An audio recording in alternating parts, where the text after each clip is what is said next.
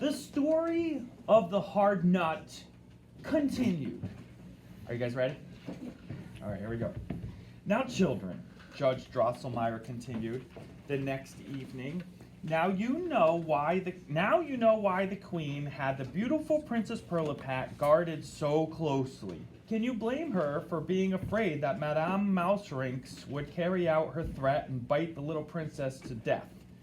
Drosselmeyer's machines were of no use at all against the wily Madame Mouselinks. But the court astronomer, who was at the same time the privy astrologer, argued that Purr and Tomcat and his family had the power to keep Madame Mouselinks away from the cradle. Accordingly, each of the nurses had to hold a scion of that family. The whole lot of them were employed at court as legation secretaries on her lap, and sweetened his arduous duty by diligently scratching his back. In other words, each nurse had the job of petting each of the cats to make sure that the purr continued and the mice heard it and wouldn't come to get it. One night at exactly 12 o'clock, so what time is that? Midnight, right. At exactly 12 o'clock, a lady in waiting who was sitting close by the cradle was startled from a deep sleep. All was quiet round about. Not a purr could be heard. Uh-oh. Yeah, not a purr could be heard. In that deathly stillness, you might have heard the woodworm nibbling in the wainscoting.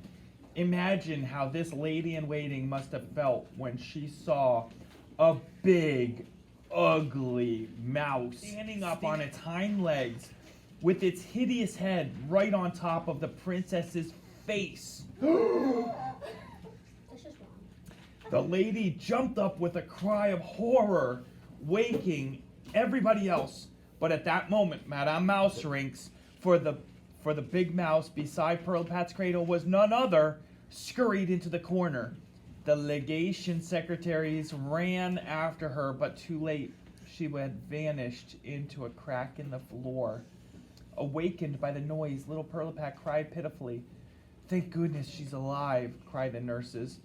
But what was their horror when they looked at Pirlipat and saw what had become of the lovely, delicate child. Instead of the angelic red and white face framed in golden curls, they saw an ungainly fat head on a tiny, shrunken little body.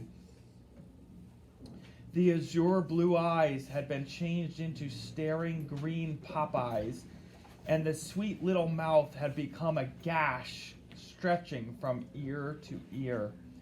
The queen almost died of grief, and the walls of the king's study had to be covered with cotton batting because he kept ramming his head against them, wailing in the most pitiful voice, "Oh, what an unhappy monarch I am!"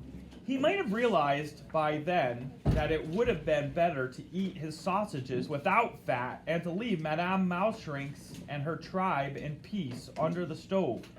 But that wasn't how Pirlipat's royal father's mind worked.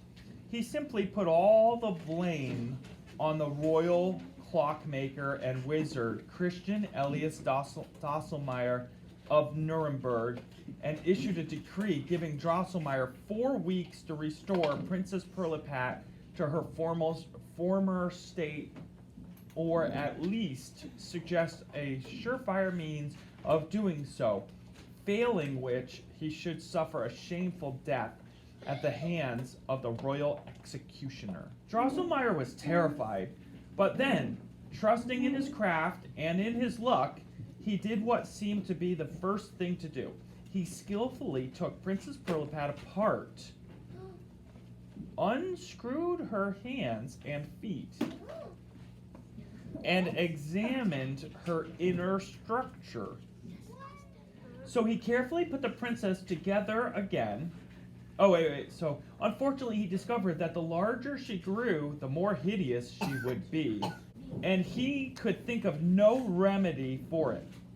So he carefully put the princess together again, and sitting beside her cradle, which he was not allowed to leave, he sank into deepest gloom. Depressed. Yeah. He felt depressed. Depressed! The opposite of depressed is hopeful. When you lose all hope, you become depressed. The 4th week had already begun. Indeed, it was already Wednesday of that week when the king, his eyes flashing with rage, looked in, shook his scepter with all his might, and cried out, "Christian Elias Drosselmeyer, cure the princess or you must die." Drosselmeyer wept bitter tears, but Princess Pearlpout just cracked nuts. For the first time, the wizard was struck by Pearlpout's unusual appetite for nuts, and also noticed that she had come into the world with teeth.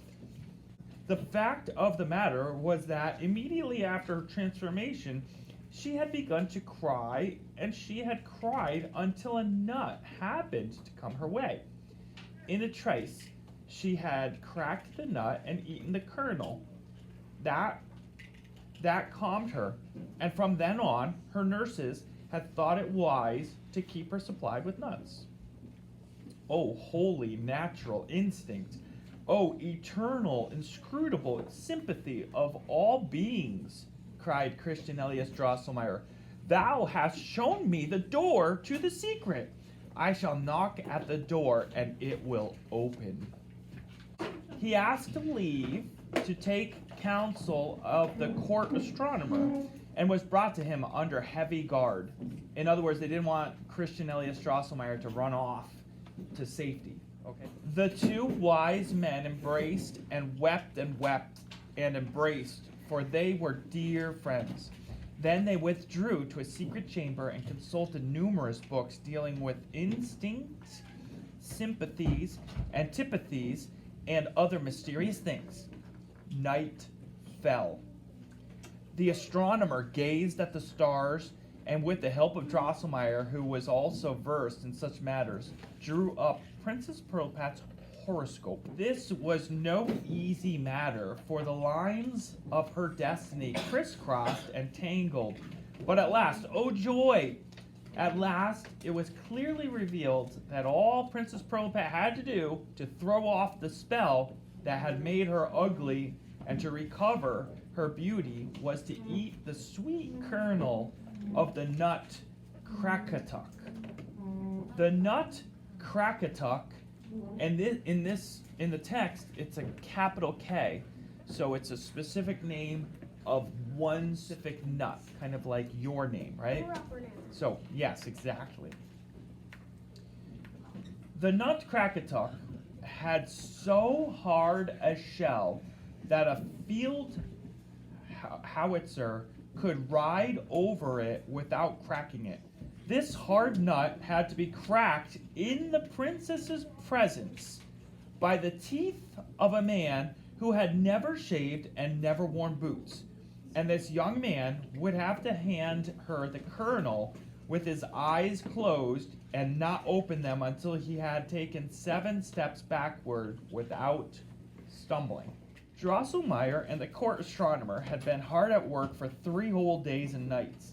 That Saturday, the king had just sat down to his noonday meal when Drosselmeyer, who was scheduled to be beheaded on Sunday, burst joyfully into the room and announced that he had discovered the way to restore Princess Pearlpout's lost beauty. The king embraced him rapturously and promised him a diamond sword, 4 medals, and 2 new Sunday coats. "I expect you," he added affably, "to get to work right after lunch. Just see to it, my dear wizard, that an unshaven young man in shoes is on hand with the Nutcracker, and don't give him any wine to drink beforehand, because we don't want him stumbling when he takes 7 steps backward like a crab. Afterwards, he can have as much as he wants." The king's words filled Drosselmeyer with constant consternation. Trembling and quaking, he explained to the king that though the means had been revealed, both the Nutcracker and the young man who could crack it with his teeth remained to be looked for, and it was doubtful whether Nut and Nutcracker would ever be found. The king, in a towering rage, swung his scepter over his crowned head and roared with the voice of a lion, "In that case, we'll go through with the beheading." Luckily for the terrified Drosselmeyer, the king had enjoyed his lunch, most especially that day, and was therefore disposed to heed the sensible advice that the magnanimous queen, who was touched by Drosselmeyer's plight, did not fail to give him.